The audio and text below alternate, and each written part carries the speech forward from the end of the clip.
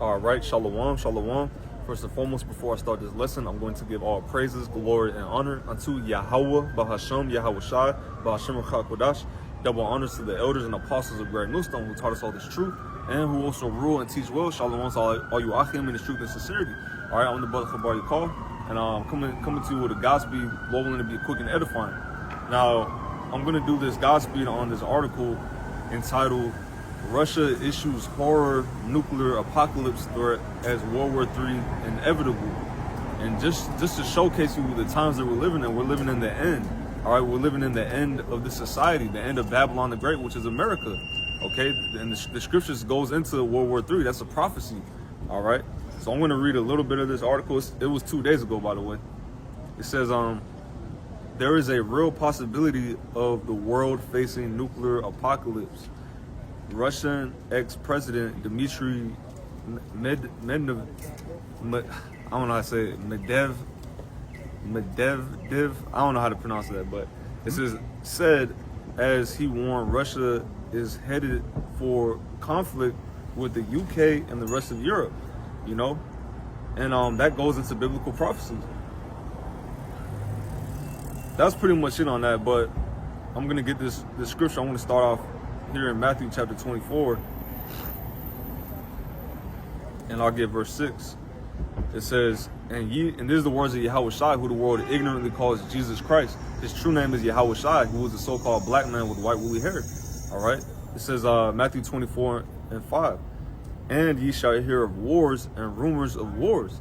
See that ye be not troubled. So we're seeing wars and rumors of wars. What I just read, is that not a rumor of war? It said World War III inevitable. You know, let me read that title one more time. It says Russia issues horror nuclear apocalypse threat as World War III inevitable. Is that not a rumor of war? And Yahweh Shai told us of these things. That's a sign of his coming. So he's coming back very soon.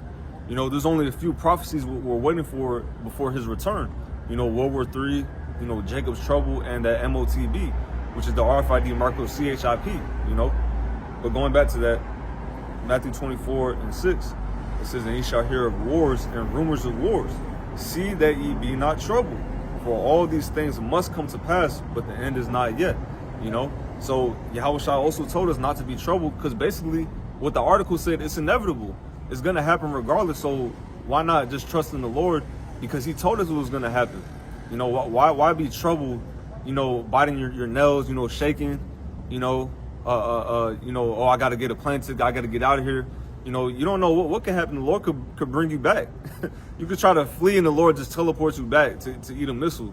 So why not just trust in Yahweh Bashem Yahweh Shai? You know, why not do the right thing? If you're an Israelite, you know, so-called blacks, Hispanics, and Native Americans, all right, and even you Israelite foreigners, you know, the Lord is calling back the elect. All right, so take heed while you still can, you know. So from there I'm gonna get a few verses in Zephaniah. Hold up.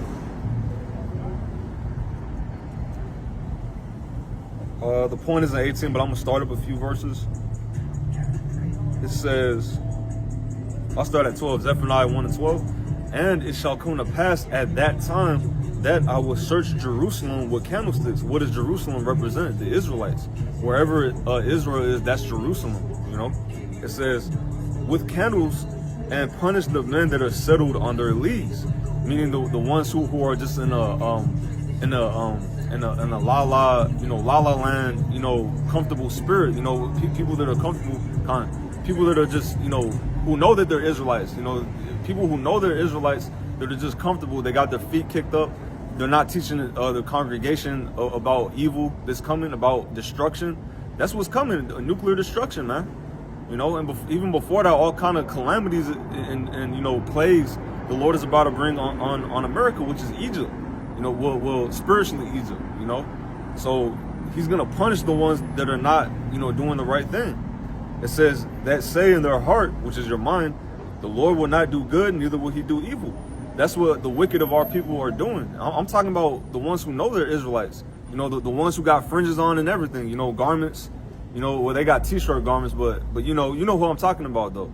You know, they're not teaching the right thing. They're not saying, no, the Lord Yahweh Bashem Shai is about to bring evil. They're not telling our people that. But guess what? The true prophets will, you know. It says, verse 13, therefore their goods shall become a booty, and their houses a desolation. They shall also build houses, but not inhabit them. They shall plant vineyards, but not drink the wine thereof. So basically, everything you got set up in the society, your house, if you got a business, you know, a lot of Israelites are talking about, let's go get land. The Lord's going to burn all that up, man. That's all going to become a spoil and a booty and ultimately get hit with fire, you know? So don't put all your eggs in the basket of America, you know?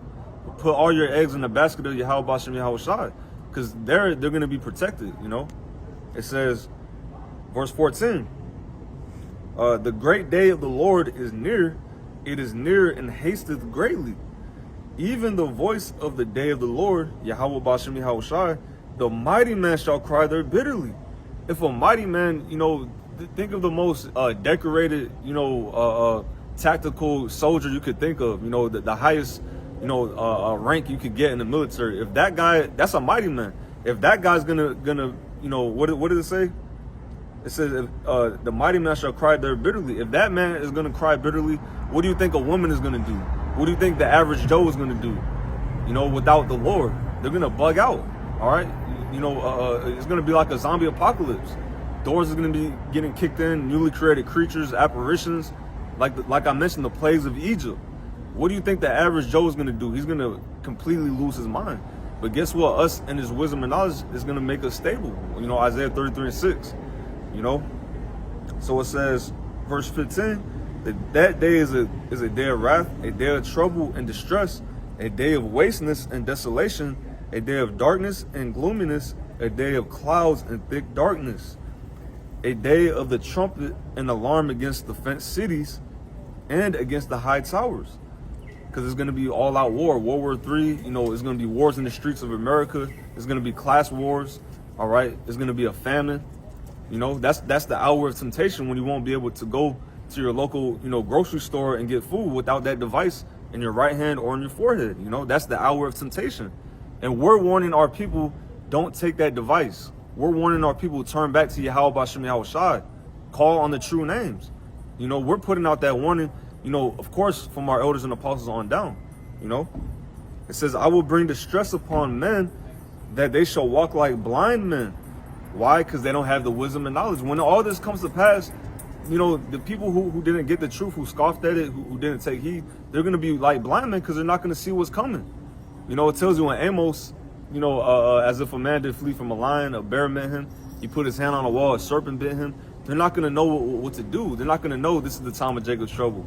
They're not going to know the names of the God who's doing this evil. We're going to know that Yahweh Bashem Yahweh Shai is doing this, and he's going to protect me, you know. That's our faith as well. So continuing on, it says, because they have sinned against the Lord, and their blood shall be poured out as dust, and their flesh as dung. So just like, you know, you see dog, you know, dog-ish on the floor, like a dog pile on the floor, there's gonna be bodies all over the place, man. Just like dog poop, you know. It says, neither their silver nor their gold shall be able to deliver them in the day of the Lord's wrath. But the whole land shall be devoured by the fire of his jealousy. For he shall make even a speedy riddance of all them that dwell in the land. Going back to that article, that nuclear apocalypse. That's how America is going to be destroyed, according to the Bible. You know, Malachi 4:1 speaks on a day that shall burn as an oven. You know, but that's pretty much the point. Lowell in this lesson was edifying to the hopeful elect. Once again, giving our praises to Yahweh Ba'ashem Yahweh Shai Ba'ashem Rachah Kodash Shalom.